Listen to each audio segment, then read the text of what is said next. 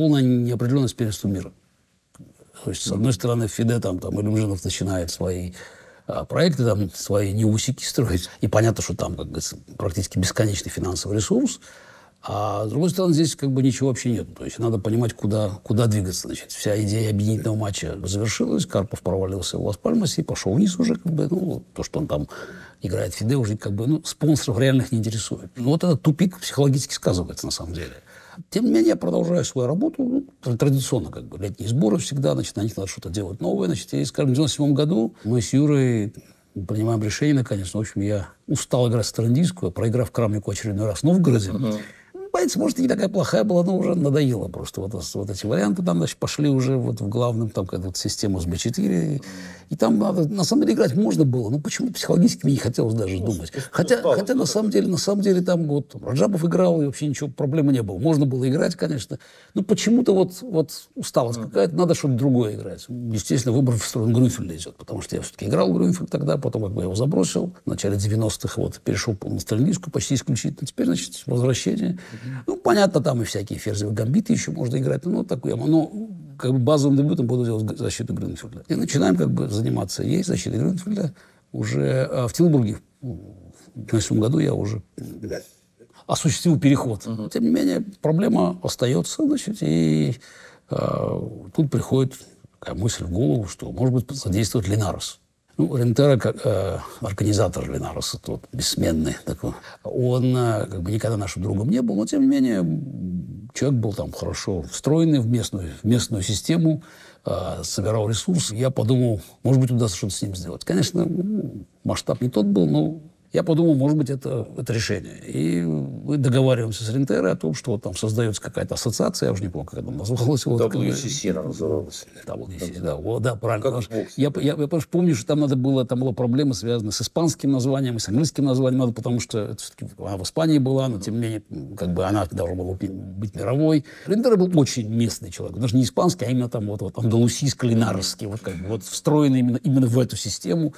А не говоривший по-английски совершенно никак. То есть у него был свой турнир, и понятно, что масштаб, конечно, не его был. Но, тем не менее, согласился, был ресурс. В 98 году проводим турнир, он проводит турнир в Линаресе. По существу была такая первая большая неудача. Ну, я, конечно, там не выиграл в 91 году, там Иванчук выиграл, в 94-м Карпов. Но все-таки там 98 год, этот турнир, который Ананд выиграл, в котором я выиграл одну партию, кстати, у Ананда, и сделал все ничьи. А второе место занял Широв. Идея, когда организовать какой-нибудь матч отборочный, и, соответственно, потом мне сыграть матч на первенство мира. Я все детали уже не помню, но понятно, что Ананд воздержался, потому что он там как бы видел гораздо большие перспективы там, в другой системе розыгрыша, может, вообще не хотел со мной играть. Кончается тем, что организовался матч Широв-Крамник. И Широв матч выиграл. Кстати, достаточно уверенно выиграл матч. Надо играть матч на первенство мира с Шировым. И тут выясняется, что у Рентеро ресурсов нет на проведение матча. Очередной тупик снова у нас. Претендент появился.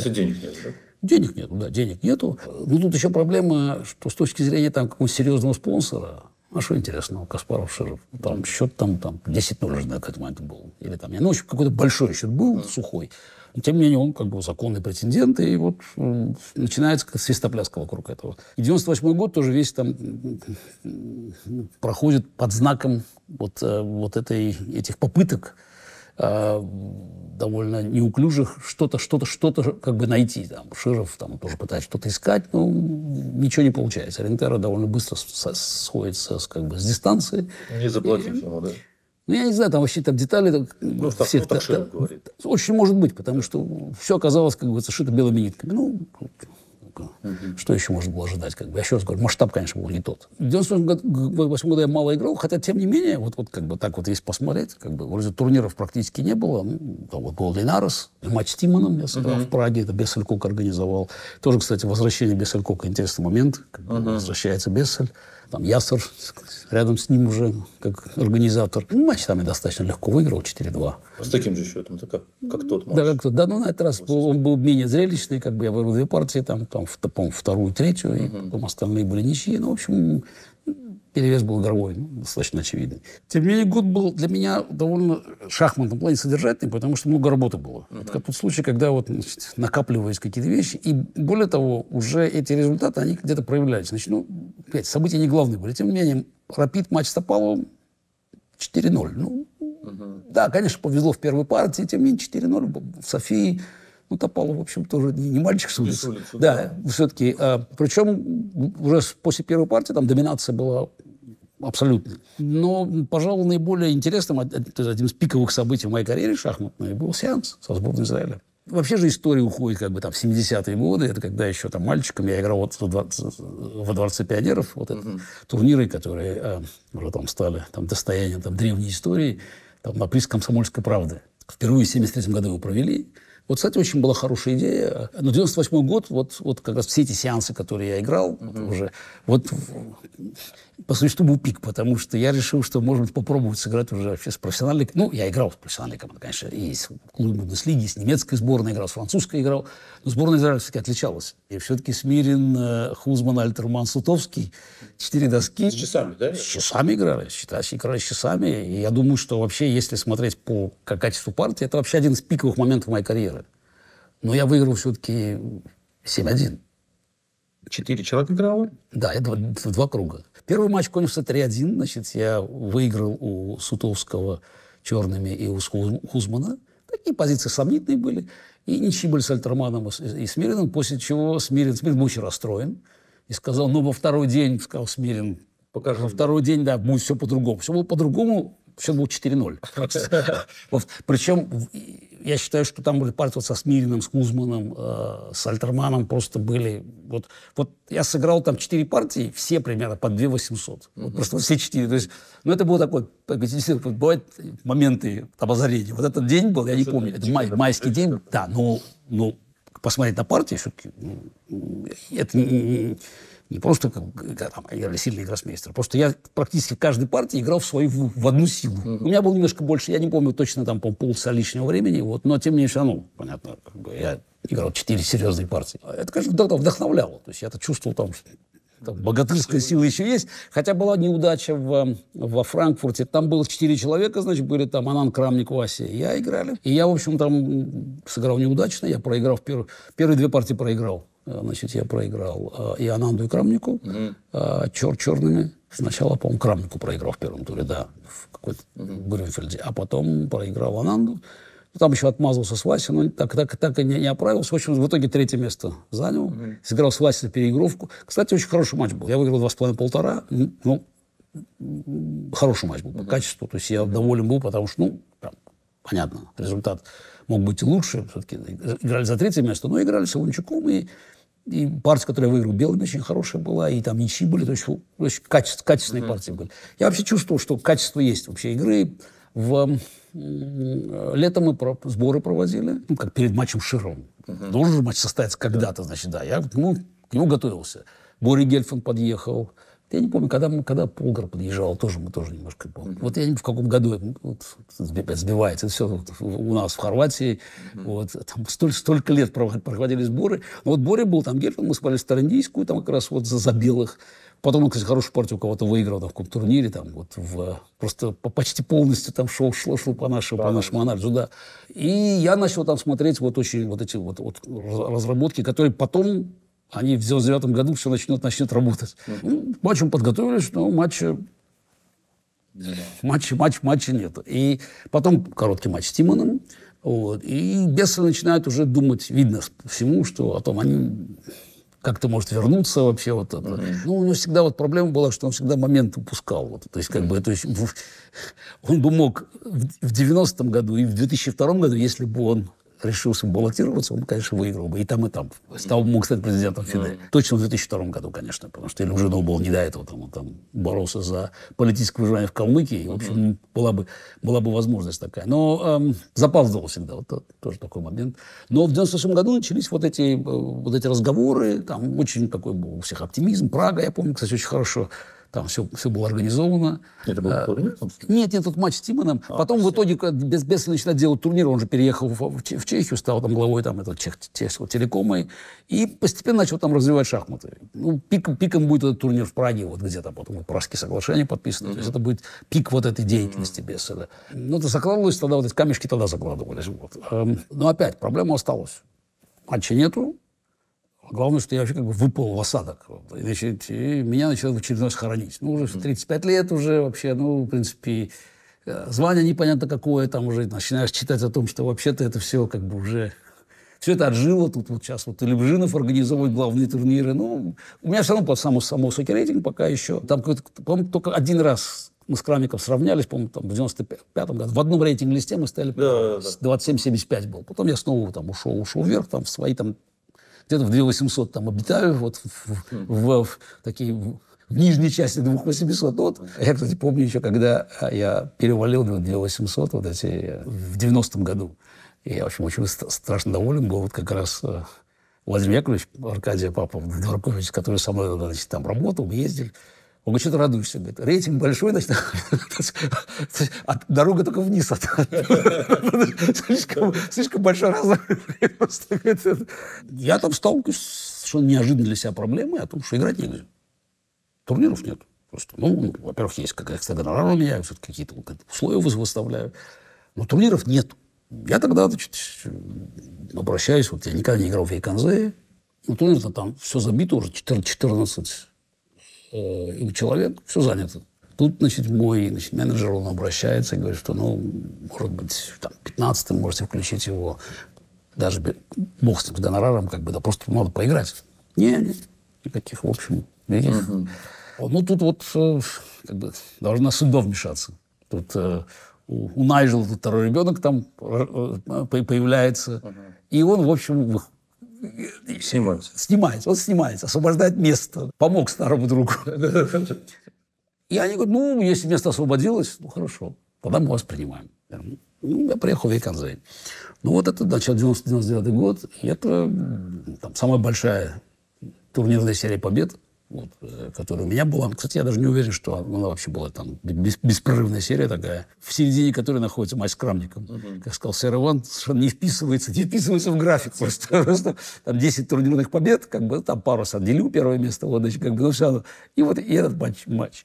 Я приехал в Вейконзе, мы с Юрой приехали, ну, тоже, опять довольно... Там, есть определенный элемент дискомфорта, потому что, ну, новое место...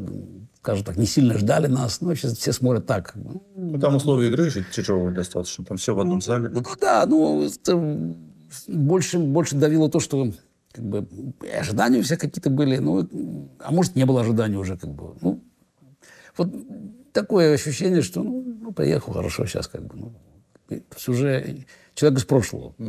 А у меня ощущение было, что вообще тут сейчас, да, будем играть в настоящие шахматы. В первом туре я ничью с Васей сделал. Такая была партия, такая, там, короткая, такая боевая.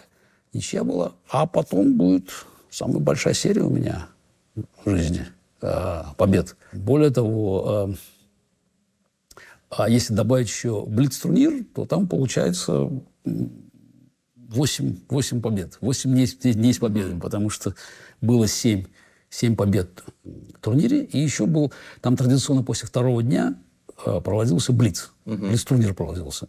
И блиц-турнир тоже, ну, у меня так после 9 туров было 8,5 очков. Причем я уже всех прошел, оставались там последние, там Тимман, потом этот голландец Бернбойм, там Ермолинский, Иван Веле. То есть, на самом деле, осталось...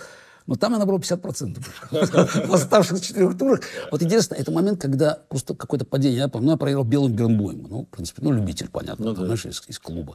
Но и такое бывало. Я даже помню, в 92 году, как в Аргентине, я там гастролировал, вот, и был там какой-то блиц-турнир в Мар-дель-Плате. Ну, там играют местные там все эти, ну, там там гроссмейстеры, там мастера там играют, да, и пара любителей играет вместо. Ну, у меня после 10 туров 10 из 10. Последний тур я играю белыми с местным любителем. Ну, там, я не знаю, сильный кандидат в мастера. Естественно, это партия. Вот в какой-то момент просто обвал происходит. Я это просто, конечно, проигрываю. Вот про это тоже с Бирбойном случилось. Потом я там выиграл или Урбалинского, или Тима. Ну, в общем, понятно, турнир-то я уже выиграл, потому что я там до этого обыграл и Ананда, и Васю. Вася время просрочил в хорошей позиции. Вот. А с Крамником была ничья единственная. Вот, там Петю обыграл, там Касымджанова. Ну, в общем, все, кто там играл. Кстати, после этого голландцы перестали проводить турнир. Во втором туре я, по-моему, Ванвеля обыграл. В третьем туре Ермолинского, неплохая партия была. Ну, а в четвертом, как говорится, играешь свою вечно зеленую. Партия Стопалова. Да, это просто можно посмотреть, да, значит, хотя восстановить порядок ходов дебютный я не смогу уже. У нас тут вот, есть. да. Не, ну я точно помню, что я пошел Е4, Топалов пошел Д6. Это я хорошо помню. Д4, конь F6, конь С3, G6, да, я думаю, вот это, да. Да. Топалов сыграл Уфимцева, Пирца, я не знаю. Я, по-моему, пошел слон Е3. Слон Е3, да. Да, не то, что... Да. Он, по-моему, пошел слон G7 или С6? Да, слон G7, ферзь D2, С6, да? Угу. Это я точно помню. Да. Тут естественно, мои теоретические познания кончились здесь уже. Что делать дальше я точно не знал, значит, вот. Ну, по-моему, ход не лучший, вообще, честно говоря, по-моему, вот. По-моему, надо конь F3 уже ходить здесь, я не знаю. Конь F3, B5, слон D3, по-моему, надо ходить. Ну, F3 пошел, да, он пошел B5, да? B5, да. Что я, слон 6 или рокировка? Конь G2. Конь G2. Ну, точно ход. Левый ход. Тоже левый ход, совершенно, абсолютно левый ход.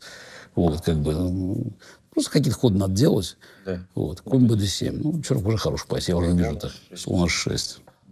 Побил на H6 он, да? Да. Побил. Вот. Слон Б7, все нормально. 3-0 я пошел, да, здесь? Ну, понятно, А3. А3 пошел. Да, еще надо А3 ходить. Да, ну, потому что там сейчас на 3-0 ферзь А5. Ну, черт, уже просто шикарная позиция. Просто уже А3. Вот. Ну, играю как-то. Он пошел Е5, да? Да, Е5. Е5. Ну, ты Т0 сыграл, естественно. 3-0 ферзь Е7, да?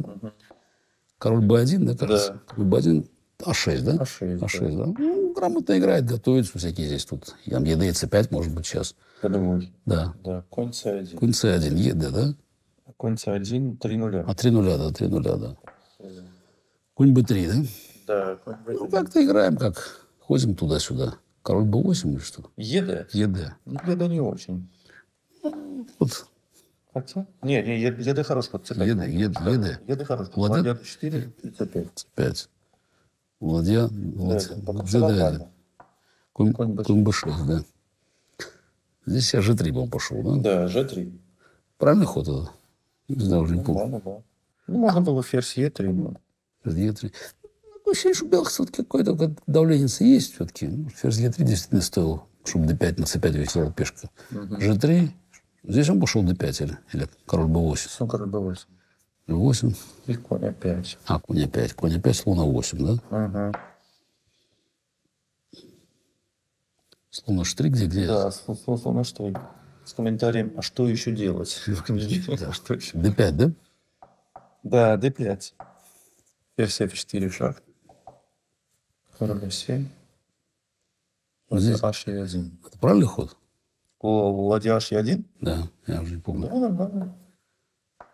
D4, да? D4, да. Ну, здесь конь D5.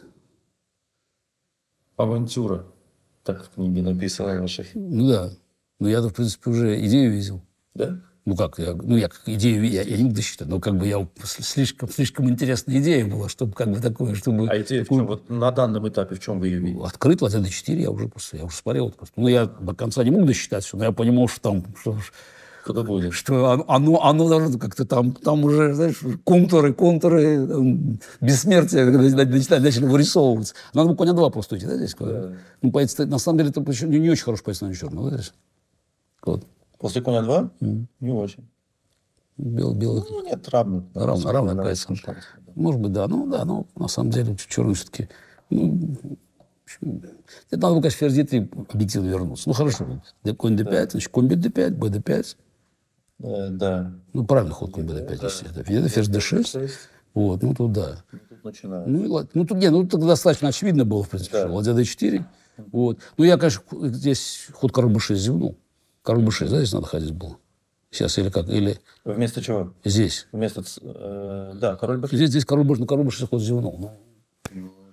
Ну, ход неочевидный, скажем так. Да. Все-таки неочевидный ход, так мне казалось.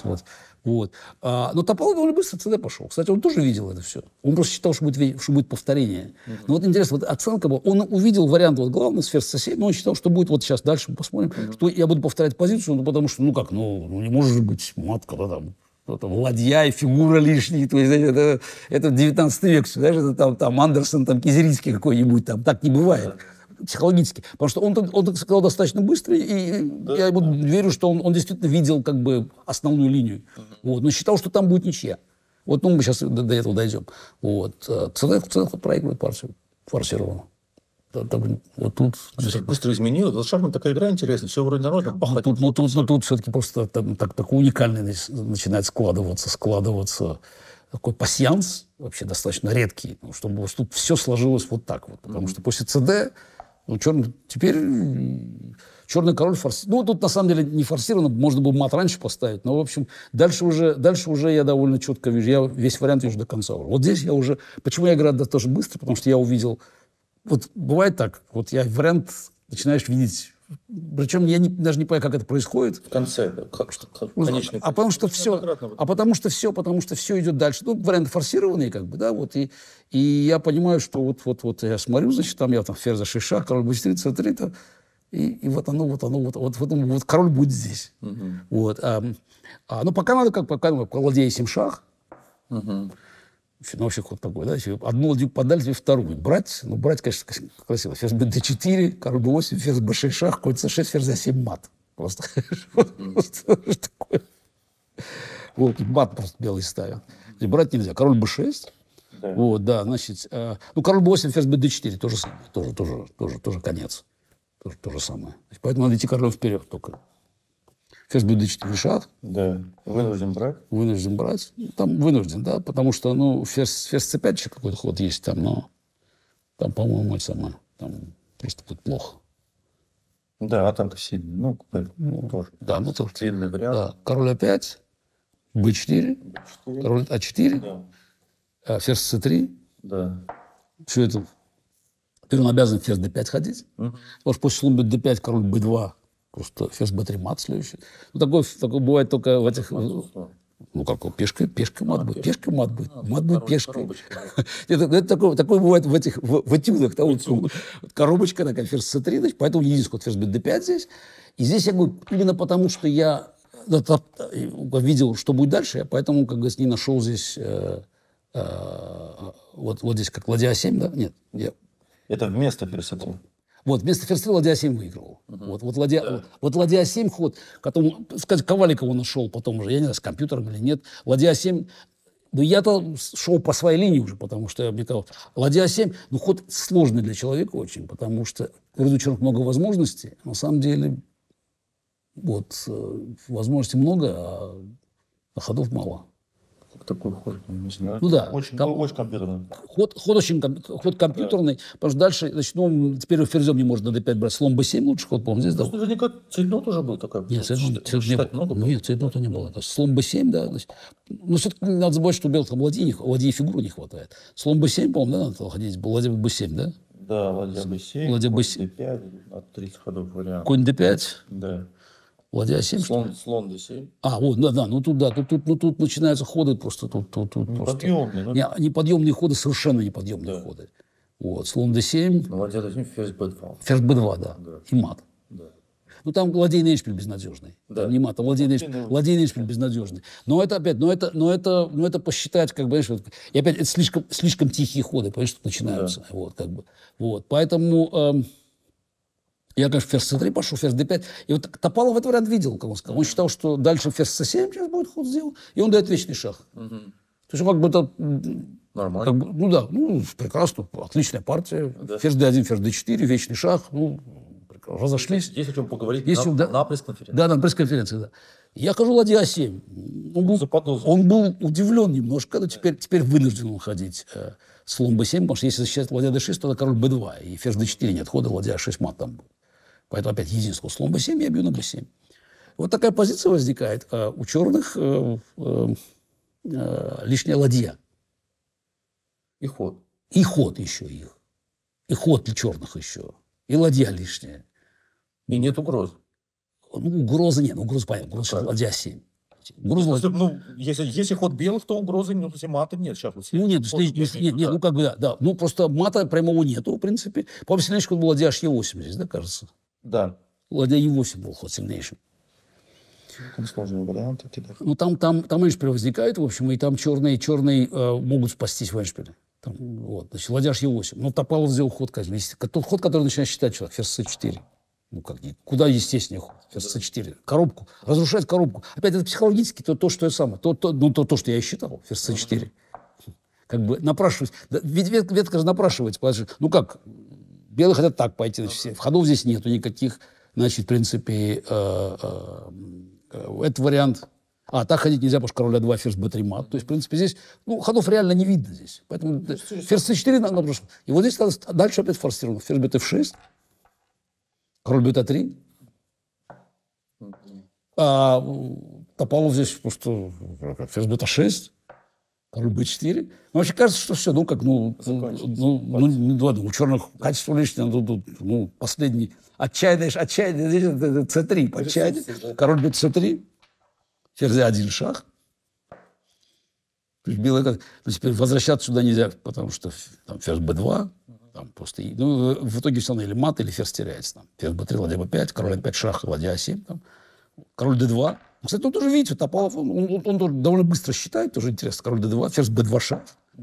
Король Д1.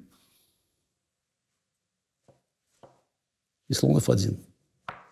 Вот это было. Вот это слон F1. Чего? Да, ферзь F1, теперь ферзь C2, ладья E7 мат. Я когда говорю слон F1, значит, в принципе, Топалов,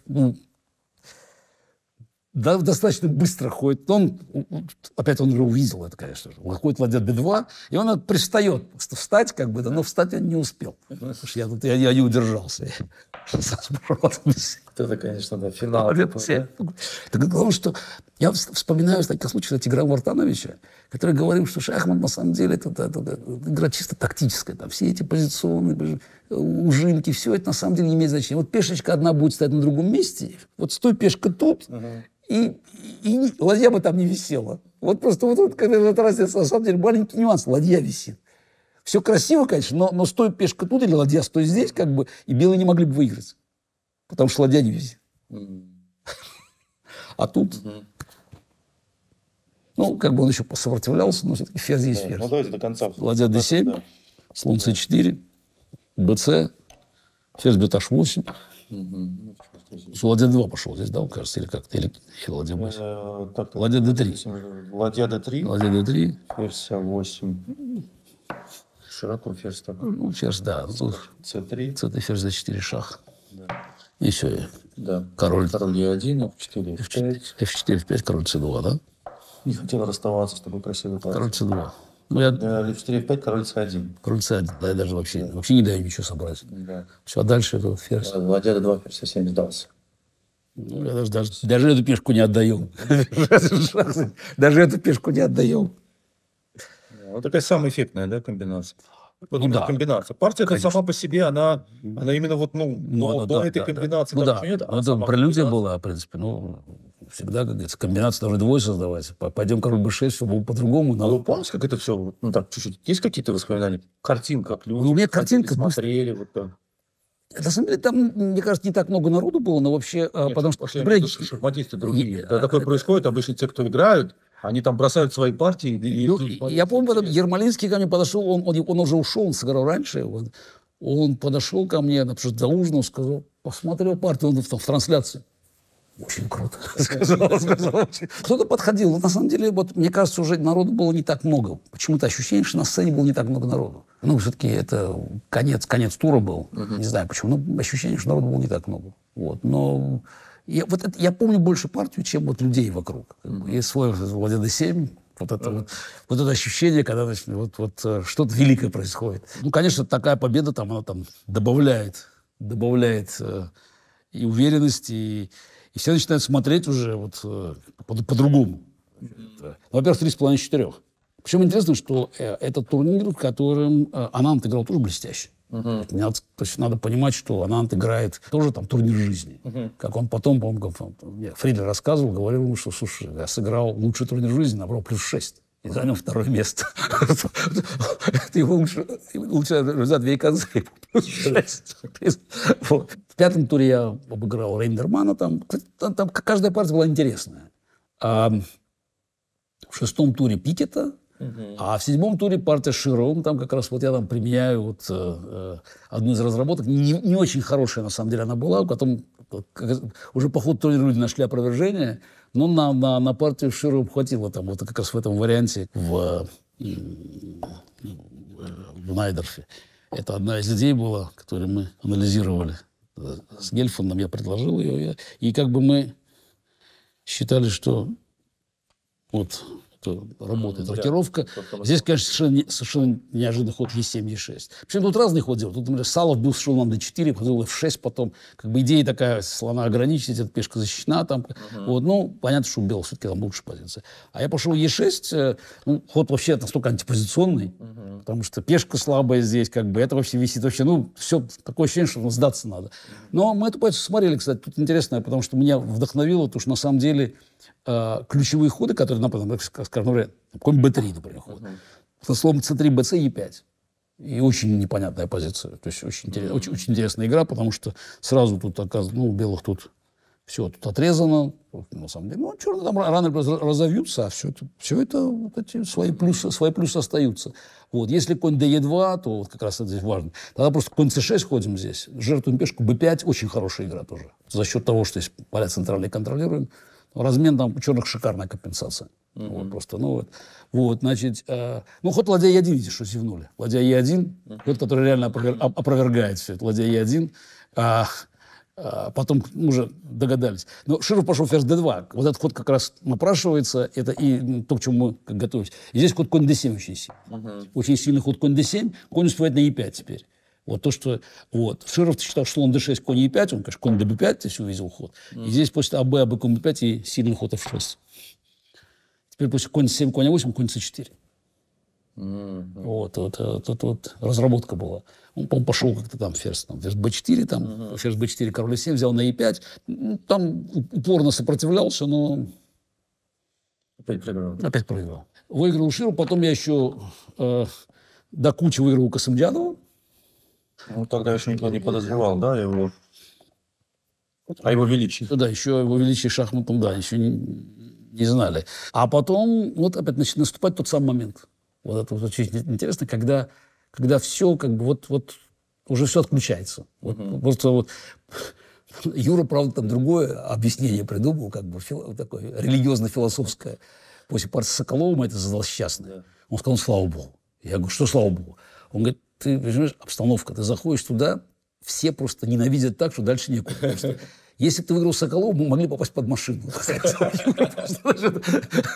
Лучше так, потому что это просто вот это такое облако, такое густое облако ненависти. Он говорит, слава Богу. Но Соколовым интересная партия была, потому что вот когда наступает просто полная, как бы, вот, ну, так, амнезия такая, значит, просто не коллапс, просто...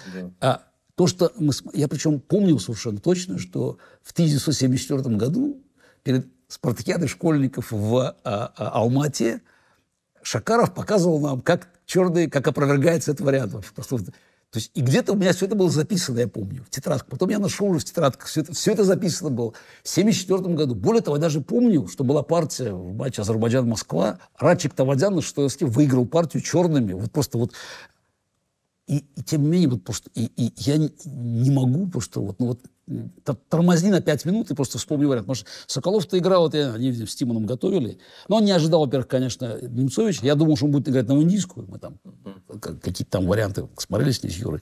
Вот, значит, нет, он пошел на этот вариант. Значит, ну, я как бы тоже не сильно ожидал. Он начал играть, думаю, в конце концов, там, ферзь c7 тогда там сыграл я, Крамник ходил. Он пошел ферзь c2 здесь. Значит, тут уже...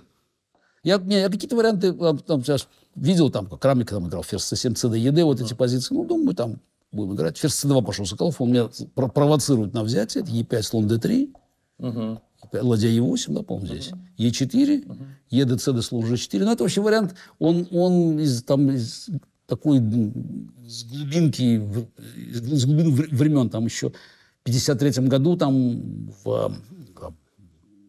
турнире претендентов в Цюрихе, там, по-моему, ферзь c5, конь e4, там какие-то варианты идут, взял, конь g5, там куда-то, в общем. Вот. Потом там анализировали это, все до компьютерной эпохи. e5, слон бьет f3, e, конь бьет d4, слон бьет h7, король h8, взял, слон b2, нет, то есть gf сначала. Нет, или... Слон f3, конь d4, слон h7, король h8, fg, король g7, слон b2, слон b2. ладья d8. Слон b2, да, ладья d8, gf, ладья h8, да. король h1. Шаховал довольно быстро все это исполняет. Я помню, что у черных хорошо здесь. Я думаю, ну, и бью на h7, почему можно сдаться, ладья g1, все, дальше уже безнадежно. Ну, ход, вспомните ход король f8 просто. И я думаю, что партия долго не продолжалась бы. Дальше, после ферзь e4, ну, там для черных есть ходы как f6, так и f5, по-моему, если не ошибаюсь. Вот. В общем, то есть король f8 у черных лучше. Да. Вот. Интересно, я помню, что варианты были записаны где-то. Ну, где? Нет, просто происходит, я говорю, вот какой-то столбняк такой. Но, видимо, опять какое-то количество партий выигрываешь, когда человек просто энергии не хватает. В общем, я партию проиграл. Такой шок был. На следующий день, да, потом в выходной играл с Анандом. Но он пытался там в принятым ферзем там найти, когда он играл принятый ферзем, там ничья была. Потом с Тимоном. Тимон там пытался, ждал меня, видимо, в этом варианте со слон Е3. Я там сыграл по-другому, он там быстро ничью сделал. И вдруг выясняется, что, несмотря на то, игра блестящая, все, конечно, хорошо. У меня плюс 6, а у Ананда плюс 5. Полочка разница. Полочка, по-моему, плюс 5. В общем, у него много очков. Что-то он рядом стоит. Я играю с Петей Свидлером в последнем туре. И тут снова, заготовка, которая была, значит, перед матчем с Шировым, потому что мы там смотрели там и Грюнфельд. Широв регулярно Грюнфельд играл. Тогда я систему с ферзь b3 начали анализировать. И я думаю, кстати, с Петей партия может быть даже объективно лучшая партия, потому что она все-таки достаточно чистая. И хотя там нет таких ярких эффектов, но я гордился ей больше, чем партия с Топаловым даже. Потому что не было прямых линий, то есть такие вещи, которые надо было, значит, нестандартно изобретать. Конь c3, d5, конь f3, слон g7, ферзь b3, dc, ферзь c4, рокировка, значит, e4, a6, e5, p5, ферзь b3, конь d7, e6, e6, здесь не h4, мы смотрели много всего здесь. Там e6, fe, слон e3. Вот это была моя заготовка была. Вот. Сейчас уже стал я, черный ходит конь f6, и все в порядке у них, это, в принципе, уже там довольно быстро определили. Тут, конь f6, a4, даже, по-моему, b4 можно пешку вернуть. Вот. Но я там почти уверен, что конь b6 сыграет. Все-таки ход более грюнфельдовский, да?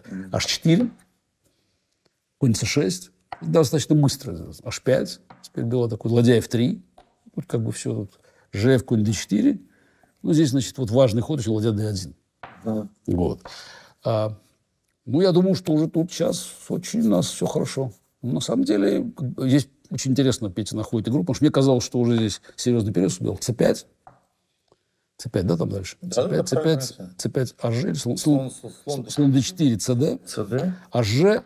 Да. И здесь, значит, после hg ферзь c2 позиция очень так себе. Петя сделал ход h6 очень сильный. И тут я начинаю понимать, что да, конечно, у нас качество. Тут качество, столько фигур, пешки все поломаны. Разруха. Разруха у всех, да, но совершенно не очевидно, разовьются черные. Черт его знает, что будет. Качество за пешку, то есть тут материал практически равный. Здесь я придумал решение, которым страшно гордился. Пешка, конечно, хорошо стоит, но вообще бы, конечно, от нее лучше избавиться. Ладья h5 пошел здесь. Опять, я не знаю, лучше ли это ход, но, в общем, произвел на Петю большое впечатление. Ладья h5, ферзь e8, конь e2, ферзь bg6, ладья h1. Сдал пешку. Да, но теперь сдал пешку, зато позиция сразу меняется, потому что, наконец, у ладьи появился. Теперь этот слон, который был очень сильный, теперь становится объектом. А ладья, которая ничего не делала, она получает линию. Плюс открылась диагональ, по которой, кстати, в итоге белые там создадут проблемы. Вот. Ну и теперь как бы у черной, скорее всего, теряет эту пешку. Все-таки обмен этой пешки на вот эту тоже. Вот. Но все равно борьба продолжается. Вот очень интересно. Значит, он пошел слон d7. Или король h8. Король h8. Не очень.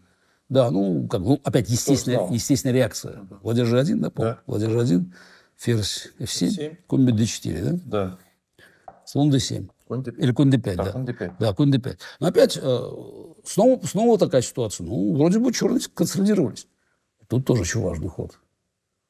Ферзь не играет. Ферзь надо подключить. Вообще хорошо было сюда перебросить. Начинаем. Ферзь d3. Я правильно помню? Ферзь d3. Мне кажется, вот здесь Петя начал понимать, что добром это не кончится, потому что тут уже качество, и на самом деле оно начинает сказываться, потому что у белых все фигуры тоже играют уже. Пока слон тоже в итоге на диагональ встанет. Конь играет, ферзь, ладья играет. То есть компенсации такой вот игровой, на которую рассчитывал, здесь уже нету, потому что белые на самом деле еще инициативу владеют. Куда он пошел слоном здесь? Слон d7. Слон d7, ферзь e4. Вот. Ну, вот уже подготовились к выходу. Да. Ладья c8. Ладья c8. Слон d3, конь f6. Да. Ферзь h4. Ферзь перешел. Теперь ферзь перешел сюда сейчас. Все, атака продолжается. У белых качества еще атака. Так, и он пошел здесь. Фигура уже практически идеально, может быть. Ну да, все, нет. На самом деле просто поэтому каждый ход здесь, он вписывается в план. То есть, на самом деле, если вот посмотреть, как бы вот та позиция, где у белых стояли все фигуры, так, эту пешку сдали, поменяли эту на эту, и все фигуры, все 5 фигур расположены практически идеально. Практически идеально. Сейчас будет последнее усиление. Он пошел здесь. Ладья c5. Ладья c5. Да. Ну, тут последнее, мне кажется, очень важно. Каждый свою игру играет. Конь e2. Вот очень важный ход конь e2. Конь-то, кстати, конечно, хорошо, но ничего не делает. Конь e2, и у него возникает новый маршрут. Конь e2, и тут проблема, что теперь ему надо все-таки останавливать коня. Конь d5. Конь d5. Ферзь e4. Ладья g6. Ладья g6, да. Ну тогда мы продолжаем тогда начинаем атаковать так. Еще ладья g6. Ладья h6. Ладья h6, скорее всего, грозит уже. Взял, потом король d2, и ладья на g1 выходит. У него белых просто материальный перевес, но... Да. Ферзь e4. Ферзь e4. Ладья h6 мол грозит. Да. Ферзь f7. Ферзь f7. Из последних сил. Да. Из последних сил. Ладья ушла вниз. Нет, король d2. А король d2 теперь, да. Теперь король d2 подготовили. Да. Конь f6. Ферзь h4, да? Ферзь e3. Ферзь e3. Ферзь e3. Мы еще нападаем сюда. Сдался. Ну да, потому что дальше... Партия прям как все. И опять у вас... Да. Опять сложилось все. Да. Мне как-то Борей показывал какие-то ваши партии. Он говорит, смотри, как Каспаров шаг. Все фигуры вместе. Не, ну здесь вот получилось... Вот с точки зрения гармоничности, я просто считаю, что это одно из моих лучших достижений, потому что и дебютная идея была какая-то. А потом опять применил дебютную новинку. Очень интересную. Она как бы потом ее находит противоядие, но все равно новинка интересная. Получаешь хорошую позицию. Соперник хорошо защищает. Понимаешь, обычно разваливаются, там, АЖ побил бы, там, быстро выиграл партию, там, кого-нибудь, там, рядового гроссмейстера. Петер уже 6 ходов, он постоянно находил какие-то ходы. И у него, как бы, он все время, вертелся, да. Вот, когда сжимал, как бы, кольцо. Еще, да, этот слон d7, молодец. Ну да, куда-то ходили, но белые фигуры все переходили очень грамотно. Партию выиграл, да. Значит, Ананд отставал, видимо, на очко отставал. Или на полочко. Потому что я перед последним туром уже опередил его на очко. Вот. Он выиграет в последнем туре, но я сделал ничью с Крамником, черными. И уже там Миран, уже никаких там старандийских, там уже Миран начал я уже. Вот. Да, кстати, да, слушайте, опять. В 98 году мы забыли же еще одно событие важное, я сказал Миран. Забыли еще одно важное событие. Матч с Крамником. Блиц. Да. Блиц. Ой, как бы, когда говоришь про какие-то там организации, матч, все. А вот был матч с Крамником в Блиц, в гостинице «Космос», 24 партии. Играли, кстати, по контролю, который мне всегда нравился больше, с задержкой. Вот бронштейновский контроль, не фишеровский, а бронштейновский. Я считал всегда его более правильным, но как бы он исторически не выдержал конкуренции. На каждый ход дается независимо, нет накопления, да? Нет накопления. Да. Просто на каждый ход там дополнительные 2 секунды. 2-3 секунды, в принципе. Но мы в Блиц-матче в 2021 году мы с Крамником играть 5-3. 3 секунды, там мы играли 5-2. Невозможно играть партию долго. То есть там, ну, сколько будешь играть? Хотя я, например, выиграл у Крамника 20-ю партию, там, он там вел в счете уже плюс 1, да, у него, или плюс 2 даже, может, плюс 2 вел к этому моменту. И он хотел выиграть, добить уже. А равный эндшпиль был, может быть, чуть лучше, но у меня осталось там что-то там 10 секунд, вот, на часах. А у него там минута, скажем. И я там сделал ходов там 20 в районе 2 секунд, причем очень хороших ходов. И в итоге выиграл эту партию, потом выиграл 22-ю, и в итоге... Сколько партий в день игралось? 12. Мы играли 12 партий с задержкой. Ну, вообще очень интересный матч был. Там Разуваев даже говорил, там какие-то там, столько идей было, там дуэли в защите Немцовича были, в Миране. Причем начался матч для меня очень хорошо. Я после 4 партий плюс 2 вел. Причем по игре вел просто. Доминировал сильно, Крамник нервничал. 5-й, я там С4 играл, там тоже нашу идею применил с Юрой. И у меня там, ну, там плюс-минус столбик, большой период по дебюту, плюс там времени, там, пара минут лишних там такая. И что-то вот просто все покатилось. Ну, и как-то вот не сумел найти правильного плана, и, в общем, в итоге проигрываю партию. Потом я еще проиграл 6-ю партию, страндийскую сыграл 12. И все как бы пошло наперекосяк. Я уже перешел там, в принципе, на Миран, там, Кембридж Спрингс. Вот. Но вот все время все не складывалось. То есть я помню, что мы ушли как бы с -1, причем после 11-й партии я сравнял счет, там, плюс 1 Крамник вышел, сравнял счет. 12-ю хорошую позицию проиграл, ушли -1. И дальше, получается, я там 13-ю партию у меня был выигранный позиция в Миране черными. Я выпустил. 14-ю Крамник там половинку в Немцович применил. Он выиграл. 15-ю, да. 15-ю партию, по-моему, была... Ну, плюс 2 стало. 15. А потом, получается так, я выиграл 16-ю, он выиграл 17-ю, я выиграл 18-ю, выиграл 19-ю, я выиграл 20, и потом я выиграл 20-ю и 22-ю. И в конце 24-й партии, ну, уже просто понятно, потому что надо ничего. Уже все устали просто. Но был матч очень интересный был. А в 99-м году, почему я сейчас вспомнил, потому что там тоже Миран был, и ничья в последнем туре. И я выиграл турнир, вот когда как-то Ананд сказал, что плюс 6, турнир жизни, лучший результат, 2-е место. А потом Линарес. Ну, тоже, как бы, я думаю, вот это 2 турнира. Особенно конец, как бы, вот уже, если про партию спеть, и партии в Линаресе, это уже, наверное, пик вообще в какой-то момент, можно считать, нашей совместной деятельности с Юрой, потому что еще добились совершенно нового уровня подготовки в шахматах. Рошаль, по-моему, написал даже, там, статья называлась у него, по-моему, в «Известиях», что ли, «Гиперболоид инженера Гарри».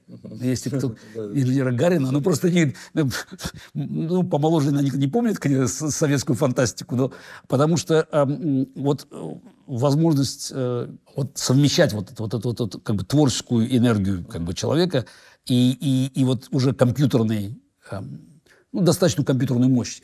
А при том, что компьютеры у всех были. Не то, что как бы у нас какой-то был специальный компьютер, которого у других не было. Но вот мы вдвоем с Юрой, причем у нас только 2 было. Ну, там Шакаров помогал там, как бы, дебютными базами, там что-то мог проверить. Но, в принципе, работали мы вдвоем. И уровень работы был очень хороший. Юра часто по ночам сидел. Еще я помню, в году, там, в 96-97 его там Фридель назвал в шутку, там, Дахаян 5.32. В 99 году там столько было идей просто. И вот особенно черными, вот когда началась полемика это в Найдерфе, вот длинные варианты уже с компьютерными расчетами, вот здесь мы опережали. Причем опережали...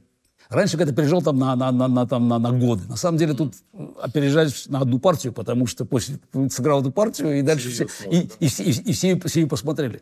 Но когда там сидят все готовятся, и ты что-то придумываешь, и уходишь вперед, это было, конечно, большим достижением.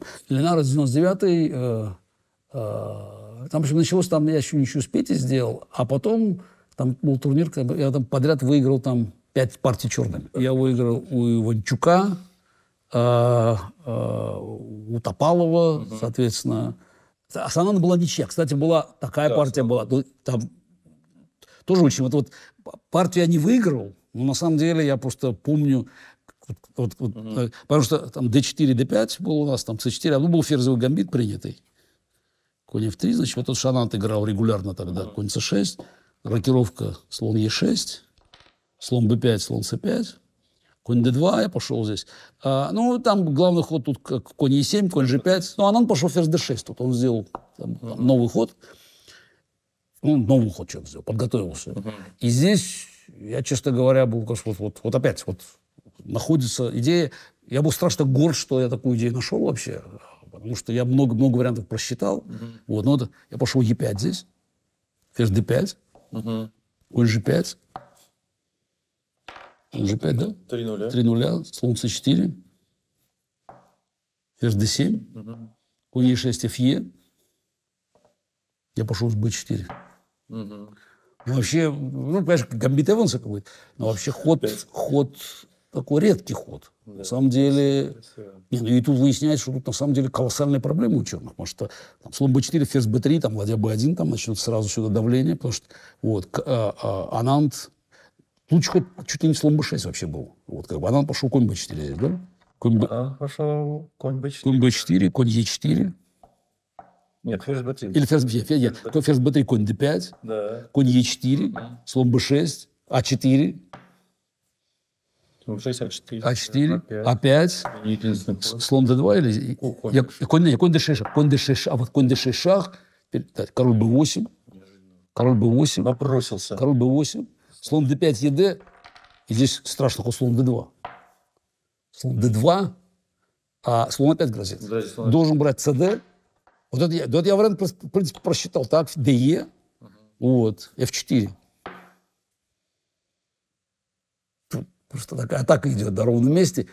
Но она защищал. Конь f6 нашел. Единственный ход здесь.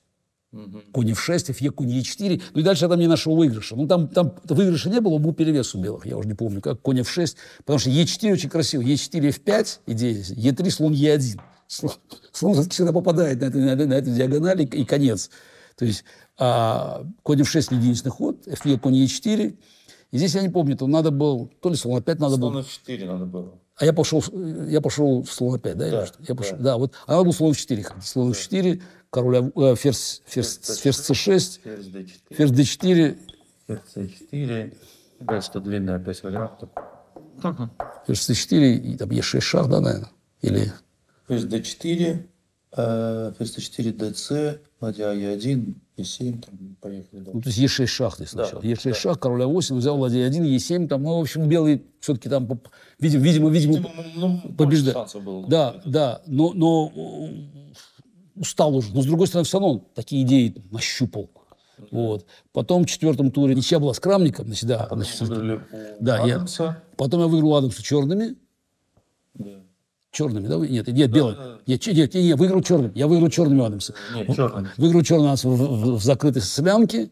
С Крамником белыми играл. Нет, я сказал, с Крамником белыми. Там ничья в Немцович была неинтересно. Я выиграл у Адамса черными, потом Лобардо с Топаловым. Ну, это вот эти дуэли были, когда мы там находили, все время выходили на ход раньше. Причем я эту позицию у Топалова выиграл разными цветами. Слон Е3, Е6, как там был, там F3, там B5, G4, ну, я не знаю, там G4, H6, ферзь D2, конь D7, ну, неважно, там порядок ходов. Так, это слон B7, слон B7. Так, ну, это вот английская атака, как называемая, тут столько уже, H4, да, по-моему, H4, B4, B4, конь А4, D5, D5, конь 4, ферзь А5. И ферзь А5, Б3, конь С5, А3, конь А4, АБ, ферзь С7, БА, Д5, Е5, конь Д7, F4, конь Б6. Вот. И здесь... Ну, здесь ладья H3 лучше. Потом, кстати, я вот Топалова выиграл очень хорошую партию Вейконзе, и в следующем году ладья H3 тут, на самом деле. Потому что мы играли, ну, за два цвета, как бы, но ладья H3 объективно дает перевес белым. Вот. Опять пошел Топалов, все это быстро исполнял. Конь С4, слон С4, ДЦ. Нет, конь С4, конь ферзь С3. Да, все это мы быстро сделали. Но тут Юра уже знал, что ферзь Е7 есть ход, который просто меняет кардинально оценку позиции. Белый все разваливается. Ну, как разваливается, в принципе. Топалов нашел, кстати, единственное решение. Слон С4, ДЦ, слон Д2. Блестящее решение нашел, отдал качество. Вот. Ну, а дальше будет тоже очень интересная позиция. В конце там вот этот ферзевый эндшпиль, когда удастся выиграть, там, ювелирно просто выиграть. Потом черный опять выиграл, ферзь b4 вариант, потом у Васи выиграл. Да. Вот. И потом партия с Анандом. Вот. С Анандом тоже вариант этот. И... Причем там был выходной день, Ананд там готовился, там с ним он, то ли Вальеха был, там, ну, у него там была какая-то своя команда, Белава, там Вальеха. Значит, ну, как всегда, все это уже делается достаточно быстрым. Порядок ходов я уже не помню. Вот, мы играем. Значит, Ананд здесь уже играл h4. h4. b4, конь a4. Не, конь b1. Он пошел конь b1. Вот. Он пошел конь b1. Да, конь b1, d5, слон h4. Он играл так с Ванвели. g5. Такая игра. Слон g2. Нет, АЖ, слон G5. АЖ, ЕД, конь. АЖ, ЕД, конь D5, слон G5. Значит, и здесь ферзь B6, не ферзь A5, ферзь B6. Это вот, здесь Юра все было учитывая могучему урагану. Ферзь B6, слон G2, да? Слон G2, ладья H1, да? Слон H1. Сейчас ладья C8. Я помню, что довольно быстро исполняется все здесь. Он пошел здесь. Ладья Е1. Здесь идет ход ферзь А5. Ферзь А5. Ну тут интересно было, что я здесь решил, думаю, надо задуматься. Ну, что-то просто надо же задуматься, надо же. Вот, после ладья 1, или после слон H1, какое-то время я начал тратить. Здесь я где-то минут 20 потратил.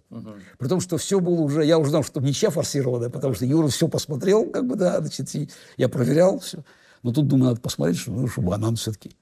Ананд был достаточно довольный. Я пошел ферзь А5. Значит, он пошел. Здесь F4 играет, да, он здесь? Ферзь А5. F4. Ферзь А2.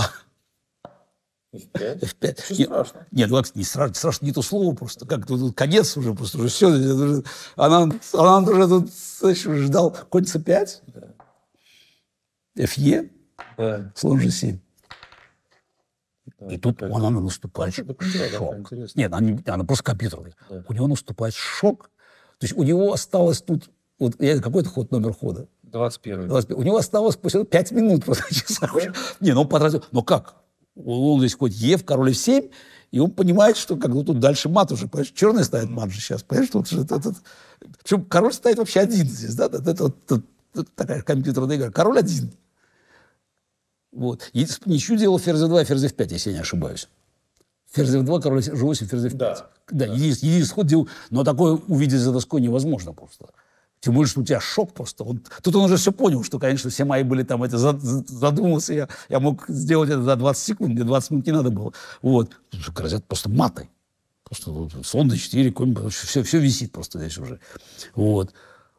И он тут, он находит практически лучшее решение. Слон BD5, ферзь BD5, ладья E7 шах, король G8, ладья BG7. Король G7, конь F5. Конь C3. Конь F5, ферзь F5. Простая позиция, простой выигрыш. Конь F5, мы просто ферзь F5 ходим здесь, и конь B3 шах. Да, это тут как раз простой, там техническая позиция. Конь C3, совершенно гениальный ход такой. Конь C3, то есть лучший практический шанс. Значит, БЦ пошел. Ферзь H1 хуже было, мне кажется, просто там. Все-таки БЦ, конь F5. Да. А вот здесь надо... Дело в том, что я не могу тебя на F5 побить. Потому что ферзь BC3 шах. Вот, очень важно. То есть нашел человек конь C3 ход, поднял. Вот. И надо понять, куда здесь уходить королем. Вот. Дело в том, что должно остаться... Понятно, что останется у белых... у черных будет фигура лишняя. Вопрос, что он оставит? Слона или коня? Значит, и я не мог посчитать... Судя по, если я правильно помню, проще было оставить слона ему. И тогда вы... Просто сдвоенная пешка будет, и, в общем, конь, слон... у меня просто слон не того цвета. Слон не того цвета, вот как бы. Вот, но правильно было, значит, соответственно, надо было ходить король F... Вы сыграли правильно, король F7 правильно. Король F7? Да, это правильно. Король F7, ферзь D5? Да, ферзь D5, слон D5. Я не уверен, что это конь D6 шах. Я согласен, просто мне казалось, что здесь была возможность оставить все-таки... Менее четко король F8. Почему?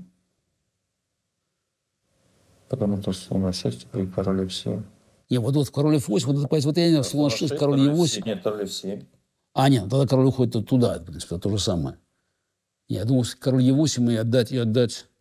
Ну, вопрос, кого оставить, потому что мне кажется, все-таки, если оставить оставить эту позицию. Вот эта позиция, она вот как бы вот эта позиция, вот, она, мне кажется, все-таки выиграна была. Я потом как-то думал об этом, вот эта позиция. Ну, понятно, хотелось там, это все-таки считать, это сложно, хотелось оставить коня. Вот. Ну, кстати, выигрыш там был достаточно уверенный. Так, он взял на d5, слон d5, конь d6 шах, да? Король g6, конь c8, король g5, bc, Конь b6. теперь конь b6, b6, слон e6. слон e6, bc. bc, король g4, да? Бит. Да. Король b2, b4. король f4, король a3, да? a5. Опять. Значит, это сражение. Конь a4, конь a4, конь d7, да? Да. Нет, конь e4, конь e4. Вот это ошибка. Конь d7 надо было ходить, да? Да. Конь d7, да. Просто резать надо было там конь d7. И тогда достаточно простой выигрыш был, наверное. Да. Конь b2 нашел. Конь e4, конь b2, да, он тут. Она тут. И теперь выясняешь, нельзя. На c5 уже не вернешься сюда, значит. Пришлось брать, да, здесь? Да, конь c3, конь d3 шах, да? Конь d3, король e3. Король e3, конь c5, да? Ну, тут сопротивлялся, конечно, безумно ананс. Слон d5, да? Слон f5. Слон F5. Нет, у меня был выигрыш здесь, как дальше. Сейчас надо вспомнить. Здесь дело в том, что Пока выигрыша никого нет. выигрыш... Потом он был. Потом, да? Конь b7 Не, он король b2. или король b2. Здесь был выигрыш просто. Это у нас сейчас просто, я не знаю, это какое издание, потому что недавно нашли выигрыш, кто-то нашел компьютерный выигрыш здесь. Надо посмотреть будет. На один компьютерный выигрыш был здесь. Пока написано, что ничья. Вот нашли компьютерный выигрыш недавно. Вот в новом издании будет уже здесь... Будет уже выиграно, потому что кто-то компьютерный выигрыш нашел здесь. Вот, конь куда-то пошел здесь. Конь d5. Конь b7. Конь b7. Молодец, хорошо, защищался, старался. c4, да, c4, конь b6, конь d6. Схватка вообще колоссальная. Слон d3, c5, конь d5, это конь d5, король a3, слон c2. Защитил пешку. И конь b5 грозит. Вроде c6, да? Конь 5, король, да. Конь 5, конь e7. Ну да, но это не самое, не то. Вот я не помню. На самом деле вот там очень сложный выигрыш был, компьютерный выигрыш. Надо просто посмотреть, где это. Я уже не помню его просто. Где-то он зафиксирован, что в какой-то момент черные все-таки выигрывали. Вот. Здесь конь c3 он пошел. Здесь. Он пошел здесь конь a7, решающая ошибка. Да. Я пошел сюда, значит, да. И тут надо было ходить... Да, конь c3. Да, конь c3 была ничья. Вот, как бы король d4, ну там я немножко отрезал его, но, в общем, ощущение, что все-таки белый... Конь c3, конь c6, да, король d4, конь d4. Но он не хотел вообще, он считал, что сейчас он сделал здесь последнюю ловушку. Но он человек сделал столько ходов там единственных просто. Он пошел конь a7. Но здесь, конечно, довольно красиво получается. Да, король d4. Король d4, c6. Конь d5. Конь d5. Конь b5, король c7. c7. И здесь, конечно, слон f5. Вот. Король a4. Конь b6, шах. Король опять конь c4, и теперь или фигуру теряется, или ну, такой мат редко ставится. Удивительно. Трагедия. Топалов еще? Потом Нет, Топалова не выиграл уже. Я не выиграл последний бой Топалова, и поэтому я не сумел произвести результат Карпова Ленареса. У меня по перформансу я не дотянул до 3000, потому что я выиграл у Адамса. Такую партию-то. Я там еще отреваншировался во Франкфурте. Там, значит, на этот раз Рапид был 4 человека, 4 круга играли. Вместо Иванчука играл Карпов. Значит, у нас было Крамник, Ананд, Карпов и я играли. 4 чемпиона мира. Да, тогда еще как бы двое не были чемпионами мира. И я там брал, по-моему, у всех +1 выиграл. Вот, и в итоге занял первое место.